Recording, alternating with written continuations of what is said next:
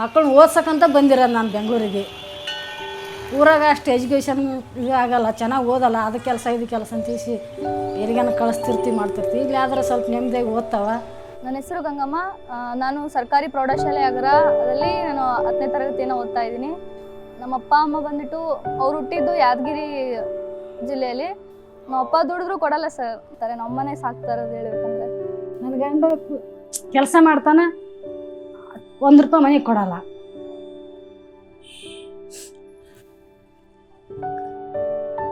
ಮಕ್ಕಳು ಚೆನ್ನಾಗಿ ಓದಿಸ್ಬೇಕು ಅನ್ನೋದು ಎಲ್ಲರಿಗೂ. ಬೆಳಿಗ್ಗೆ 4:30-5 ಗಂಟೆಗೆ ಎದ್ದೊಳ್ತಾರೆ. ನಮ್ಮ ಹೌಸ್ ಕೀಪಿಂಗ್ ಹೋಗಿ ವರ್ಕ್ ಮಾಡ್ತಾ ಇದ್ದಾರೆ. ಕಷ್ಟಪಟ್ಟು ಮನೆನ ಸಾಗಿಸ್ಕೊಂಡು ಹೋಗ್ತಿದ್ದಾರೆ ಸರ್. ನಮ್ಮ ಕಷ್ಟ ಏನೇ ಇದ್ರೂ ಚಿಂತಿಲ್ಲ, ನಮ್ಮ ಮಕ್ಕಳು ಚೆನ್ನಾಗಿರ್ಬೇಕು ಅನ್ನೋದೇ ಒಂದು ಆಸೆ ನನಗೆ. ನಮ್ಮನ್ನ ಹೆಂಗಾರು ಮಾಡಿ ಕಷ್ಟದಿಂದ ಆಚೆ ತರಬೇಕು ಅಷ್ಟೇ. ನಮ್ಮಮ್ಮ ಎಷ್ಟೋ ಸರಿ ಹೇಳ್ಕೊಂಡಿದ್ದಾರೆ, ನಾನು ಸತ್ತೋಗ್ಬಿಡ್ತಾ ಇದ್ದೆ, ನೀವಿರೋದಕ್ಕೋಸ್ಕರ ನಾನು ಇದ್ದೀನಿ, ನಿಮ್ಮನ್ನ ಹೆಂಗಾರು ಮಾಡಿ ಚೆನ್ನಾಗಿ ಬೆಳೆಸ್ಬೇಕು, ಅದಕ್ಕೋಸ್ಕರ ಬದುಕಿದ್ದೀನಿ ಅಂತ ಹೇಳ್ತಾರೆ ಸರ್. ಚೆನ್ನಾಗಿರೋ ಸ್ಕೂಲ್ ಓದಲಿ ಅಂತಿಸಿ ಆಗ್ರಾ ಸ್ಕೂಲಿಗೆ ಹಾಕಿದ್ದೀನಿ ಸರ್. ಇದು ಸರ್ಕಾರಿ ಶಾಲೆ ಆದ್ರೂ ಕೂಡ ಒಂದು ಪ್ರೈವೇಟ್ ಶಾಲೆಗೆ ಯಾವುದೂ ಕಡಿಮೆ ಇಲ್ಲ. ಹೊರಗಡೆ ನೋಟಕ್ಕೆ ಇದನ್ನು ನಾವು ಐಡೆಂಟಿಫೈ ಆಗೋದು ಸರ್ಕಾರಿ ಶಾಲೆ ಒಂದು ಪ್ರೈವೇಟ್ ಶಾಲೆ ರೀತಿನಲ್ಲೇ ಐಡೆಂಟಿಫೈ ಆಗುತ್ತೆ. ಸ್ಕೂಲಿಗೆ ಫಸ್ಟ್ ಟೈಮ್ ಕಾಲಿಟ್ಟಾಗ ಬೂತ್ ಬಂಗ್ಲಿ ಅಂತ ಎದ್ಕೊಂಡ್ಬಿಟ್ಟಿದ್ದೆ ನಾನು. ಅಷ್ಟು ಕೆಡ್ದಾಗಿತ್ತು ಸ್ಕೂಲು, ಒಂಚೂರು ಪೇಂಟಿಂಗ್ ಇಲ್ಲ, ಏನೂ ಇಲ್ಲ. ಇವಾಗ ಚೆನ್ನಾಗಿದೆ ಸರ್. ಅದು ಸೋಲಾರ್ ಪ್ಯಾನಲ್ಗೆ ಕನೆಕ್ಟ್ ಮಾಡಿದ್ದಾರೆ. ಯಾವಾಗಲೂ 24 hours ಕರೆಂಟ್ ಇರುತ್ತೆ ಕ್ಲಾಸಲ್ಲಿ. ಯಾವ್ದಾರ ಅಣ್ಣಂದು ಅಕ್ಕಂದು ಹಳೆ ಬಾಗೆಲ್ಲ ತರೋರು, ಕೆಲವೊಬ್ರು ಜಿಪ್ಪೆಲ್ಲ ಹಾರೋದು ಓಪನ್ ಆಗಿರೋದು, ಒಳ್ಳೆ ಮೊಸಳೆ ಬಾಯಿ ತೆಗ್ದಿರೋ ಥರ ತೆಗ್ದಿರೋದು ಬುಕ್ಸ್ ಎಲ್ಲ ಕಾಣಿಸ್ತಾ ಇದ್ವು. ಹಾಗಾಗಿ ಇವಾಗ ಹೊಸ ಬ್ಯಾಗ್ಸು ಎಲ್ಲರೂ ಯೂನಿಟಿ ತೋರಿಸುತ್ತೆ ಸಹ ಬ್ಯಾಗ್ಸ. ಆಮೇಲೆ ಬುಕ್ಸು ಸಹ ಕೆಲವ್ರ ಮೇಲೆ ಕೊಡಿಸ್ತಾ ಇದ್ರು ಸರ್, ಕೆಲವ್ರ ಮೇಲೆ ಕೊಡ್ಸೋಕೆ ಆಗ್ತಿರ್ಲಿಲ್ಲ. ಈ ವರ್ಷ ಆದರೆ ಅದು ತೊಂದರೆ ಇಲ್ಲ ಸರ್, ಯಾಕಂದರೆ ಎಲ್ಲರಿಗೂ 20 ಬುಕ್ಸ್ ಕೊಟ್ಟಿದ್ರೆ ನಾನು ಇನ್ನೂ ಇಟ್ಕೊಂಡಿದ್ದೀನಿ, ನೆಕ್ಸ್ಟ್ ಇಯರ್ಗೂ ಯೂಸ್ ಮಾಡ್ತೀನಿ ಸರ್ ಅದನ್ನು.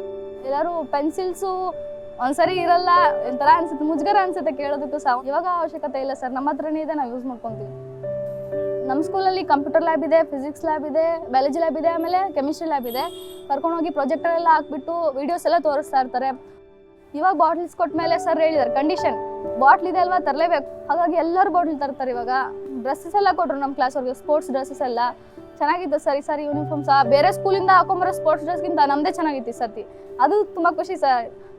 ಒಬ್ಬರು ಟೀಚರ್ ಬಂದಿದ್ದರು, ಅವರು ಎಲ್ಲ ಹೇಳಿದ್ರು ಯಾವ ಥರ ಮ್ಯಾನೇಜ್ ಮಾಡಬೇಕು ಗರ್ಲ್ಸು, ಯಾವ ಏಜ್ ಗಂಟ ನಾವು ಸೇಫ್ ಆಗಿರಬೇಕು ಅಂತೆಲ್ಲ ಹೇಳ್ಕೊಟ್ರು. ಮತ್ತು ಪ್ಯಾಡ್ ಅಥವಾ ಏನೇ ಆಗಲಿ ಇದು ಮಾಡೋದಕ್ಕೋಸ್ಕರ ನಮಗೆ ಟಾಯ್ಲೆಟ್ಸಲ್ಲಿ ಸಪ್ರೇಟ್ ಟಾಯ್ಲೆಟ್ಸ್ ಇರೋದ್ರಿಂದ ಅದರಲ್ಲಿ ಮಷಿನ್ಸ್ ಇಟ್ಟಿದ್ದಾರೆ. ಆ ಮಷಿನ್ ಒಳಗಡೆ ನಾವು ಅದನ್ನು ಹಾಕಿದಾಗ ಅದು ಆಕ್ಸಸ್ ಆಗಿ ಆಚೆ ಬರುತ್ತೆ. ಯಾವುದೇ ಟಾಯ್ಲೆಟ್ ಕಟ್ಕೊಳ್ಳೋದಾಗಲಿ ಏನೇ ಆಗಲಿ ತೊಂದರೆ ಇರಲ್ಲ ಅವಾಗ.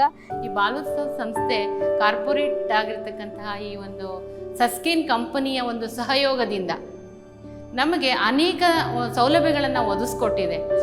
ಸೆಕೆಂಡ್ PUಗೆ ಕಾಮರ್ಸ್ ತೊಗೊಂಡು ಚೆನ್ನಾಗಿ ಸ್ಕೋರ್ ಮಾಡಿ CA ಮಾಡಬೇಕು ಅಂತ ಇದ್ದೀನಿ. ಅದಾದಮೇಲೆ ಬೇಕಾದ್ರೆ ನನ್ನ ಆಂಬಿಷನ್ನ ಫುಲ್ಫಿಲ್ ಮಾಡ್ಕೊತೀವಿ.